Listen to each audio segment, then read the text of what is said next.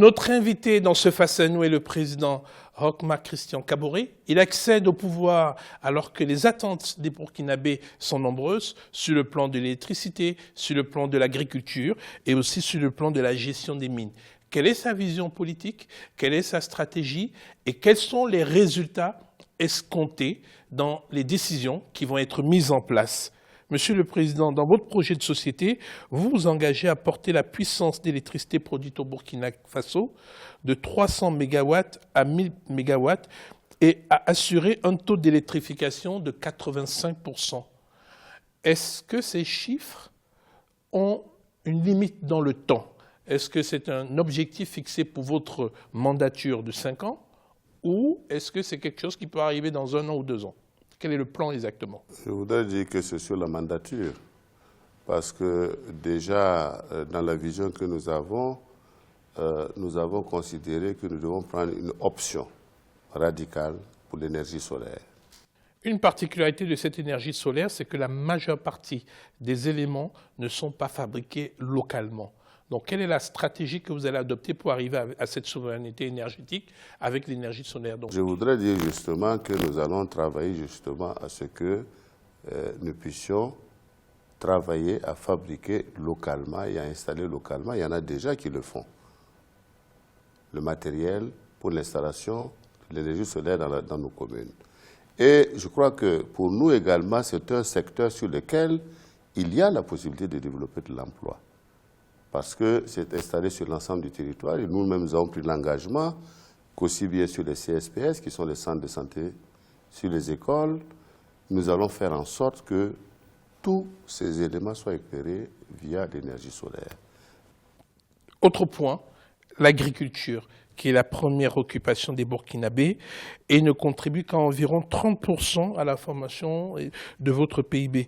Quels sont vos projets précis et votre programme pour la relance de l'agriculture burkinabé? Vous savez, durant les tournées que nous avons effectuées à l'intérieur du Burkina, nous avons vu que nous avons des zones au Burkina Faso où les conditions hydriques sont telles que ce sont des zones qui sont favorables à l'agriculture. Et nous devons renforcer les capacités de production dans ces zones-là, plus que dans d'autres, parce que les conditions y sont. Et ces zones suffisent largement à assurer l'autosuffisance du Burkina Faso. C'est pourquoi nous avons pris l'engagement, premièrement, de doter nos agriculteurs de moyens de production modernes pour leur permettre d'étendre leur capacité de production. Ont-ils assez de terre? Aujourd'hui, il y a beaucoup de la terre. Parce qu'aujourd'hui, beaucoup continuent à cultiver à la daba ou à la charrue, etc. Nous pensons qu'il faut moderniser, il faut améliorer. Nous avons déjà dit qu'il faut améliorer également la qualité des sols. Il y a déjà tout le travail qui est fait à travers les fibres organiques, mais nous avons dit que les intrants agricoles, il faut travailler également à réduire le coût de ces intrants, quitte à faire en sorte d'installer au Burkina Faso une usine de fabrication, justement, parce que nous avons du calcaire également, il y a la possibilité de faire des engrais pour permettre de contribuer à améliorer les sols. Alors c'est juste, il y avait 2 choses qui me surprenaient dans votre exposé, Monsieur le Président. Il n'y avait pas la dimension humaine et c'est juste à la fin que vous parlez des jeunes. Qui sont pour vous les agriculteurs d'aujourd'hui et de demain? Le profil de l'agriculteur, nous allons le dessiner dès maintenant parce que nous avons dit que nous allons créer des écoles professionnelles. Nous allons former au plan professionnel et technique les jeunes désormais à partir du lycée. Parce que nous pensons que lorsque nous disons, tout à l'heure vous m'avez fait la remarque en disant, écoutez, les jeunes nous répondront, oui, nous sommes sortis, nous avons des diplômes et nous sommes au chômage. Non. Exactement. Ils sont au chômage parce que la formation n'a pas d'adéquation avec les besoins du marché, c'est évident. Aujourd'hui, nous produisons des juristes, nous produisons des économistes, nous produisons des philosophes, mais le marché ne demande pas autant d'économistes ni de philosophes. Ça veut dire, ceci signifie que nous devons développer la formation technique et former de nouveaux types d'agriculteurs qui permettront de savoir utiliser les tracteurs, qui sauront comment utiliser les engrais, qui sauront également comment travailler à partir du goutte à goutte pour pouvoir développer l'agriculture dans un certain nombre de secteurs, etc., etc. Parce que sans ce changement stratégique, il n'y a pas d'amélioration. Et nous devons accompagner justement ces agriculteurs également au plan financier. Et c'est pourquoi nous avons, dans le programme, décidé, ce que vous n'avez pas souligné, de mettre en place une banque qui sera une banque qui sera destinée ça fait une deuxième à banque. l'agriculture. C'est la nature du banquier qui reprend surface. Sans Non, doute. pas du tout. Mais Monsieur le Président, Parce que nous pensons qu'il y a de l'épargne populaire qu'il faut mobiliser. Nous avons des grands opérateurs dans le domaine également, je dirais, de l'agriculture, qui peuvent participer au capital de cette banque et contribuer justement à ce qu'elle permette aux agriculteurs non seulement d'acquérir des tracteurs, mais également des intrants pour leur travail quotidien. vous venez exactement de prononcer le mot qui m'a interpellé tout à l'heure, la notion des intrants. Vous avez parlé des intrants agricoles qui sont généralement importés hors du continent. Le Burkina Faso est le seul pays d'Afrique de l'Ouest à cultiver le coton OGM, dont les intrants sont assez chers. L'or blanc, qui est le deuxième produit d'exportation du pays, est un secteur confronté à de nombreuses difficultés liées à la baisse du cours du coton sur le marché international. Comment comptez-vous accroître les performances de cette filière qui a la baisse de ses coûts alors que les charges liées par exemple à l'acquisition des intrants OGM sont plus élevées? C'est pourquoi je pense qu'il faut certainement deux choses. D'abord, regarder et réaméliorer la gouvernance même de la structure de la Sofitex, d'une part. Deuxièmement, réorganiser la filière globale qui est celle du coton.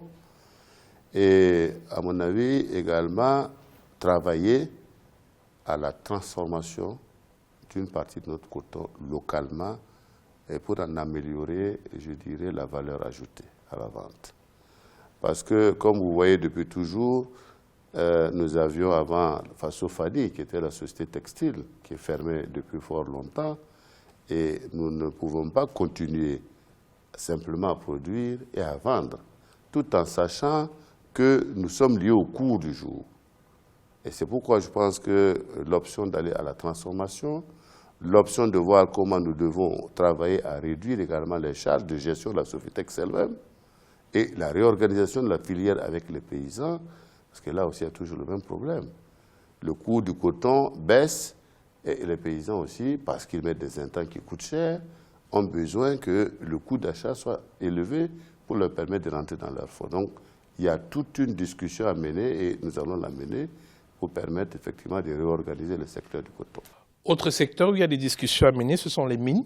L'or est depuis 2009 le premier produit d'exportation du Burkina Faso. En 2014, les recettes perçues par l'État s'élevaient à 169 milliards de francs CFA. Et en juin 2015, le Conseil national de transition a adopté un nouveau code minier. 1. Allez-vous revoir ce nouveau code minier? 2. Quelle est votre stratégie par rapport à cette approche de l'industrie minière dans votre pays? Je voudrais dire simplement qu'un code minier qui a été adopté, qui n'est pas mis en application d'abord, nous ne pouvons pas venir commencer à la remettre en cause. Je crois qu'il est important d'abord que les mesures d'application du code soient mises en œuvre. Ce que je voudrais simplement dire, c'est que les recettes que nous avons de l'or devaient nous permettre d'améliorer, je dirais, et de renforcer notre action dans les secteurs sociaux. Parce que, simplement, nous devons améliorer les conditions de vie des Burkinabés. Et je crois que cette manne que nous pouvons tirer du secteur de l'or, prioritairement, devait servir à cela. Et une partie devait servir également aux générations futures. Parce qu'il faut mettre en compte, même si c'est symboliquement, il faut mettre de moyens. Mais l'État contribue déjà à hauteur de 20% des redevances collectées. Les sociétés minières y versent 1% de leur chiffre d'affaires mensuel. Est-ce que c'est assez? Est-ce que c'est suffisant? Est-ce que ce n'est pas trop symbolique comme approche? Non, ce n'est pas 50, mais 1% de chiffre d'affaires, c'est beaucoup. Mais je pense que ça, c'est la demande que nous avons faite aux sociétés minières pour que dans les régions et dans les zones où ils vivent, ils puissent travailler, exploiter l'or, tout en contribuant à améliorer les conditions de vie des populations. Construire des écoles, construire des dispensaires, améliorer des routes, etc., etc. Parce que, quoi qu'on fasse, l'exploitation de mines d'or dans un village ou dans une région, pendant que les gens sont au chômage, n'ont rien, ça crée toujours des divergences et des difficultés. Conséquence, grève du personnel. Il y a eu des grèves à répétition. Il y a eu, notamment dans la compagnie Bissagold, des conflits avec des populations riveraines. Est-ce que, au-delà de la mise en place de ces stratégies, vous avez une méthode à vous pour adopter un climat de dialogue et de paix entre les compagnies minières et les populations riveraines? Non, je pense que dès le départ, lorsqu'une compagnie minière doit s'installer quelque part, il faut déjà avoir un dialogue constructif, positif, avec les populations de la région. Ce n'est pas parce que vous avez une autorisation de l'État d'aller vous installer qu'on va commencer à arriver, on creuse, on ne demande pas aux populations, parce que vous savez, parfois, dans certaines de ces zones, il y a des zones où les populations, historiquement, font leur rite.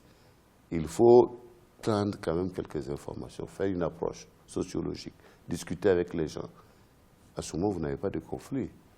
Les travailleurs et les employeurs, nous avons recommandé dans le programme que j'ai proposé qu'il fallait instaurer un dialogue permanent entre la direction et les travailleurs. Parce que parfois, c'est le manque de dialogue. C'est ce manque de dialogue-là qui amène des conflits qui sont de nature à paralyser les sociétés. L'État jouera son rôle, en tout cas, en ce qui concerne la nécessité de participer en tant que médiateur à faire en sorte de trouver les solutions qui permettent aux sociétés de fonctionner tranquillement. Mais cet effort-là devrait être demandé à chaque structure, à chaque société, qu'elle soit minière ou non, d'établir régulièrement un dialogue franc et sincère avec le personnel. Je crois que ça, c'est impératif.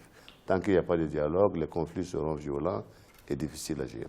Tant qu'il n'y a pas de dialogue, les conflits peuvent être violents. Le Burkina a vécu cette expérience, accalmie avec une transition, un nouveau président élu, qui est notre invité. Nous marquons une pause et nous revenons en troisième et quatrième partie de cette émission pour porter un regard sur le bilan de cette transition au Burkina Faso et aussi porter un regard sur l'Afrique dans le Burkina Faso. C'est souvent fait le fer de lance. À tout de suite.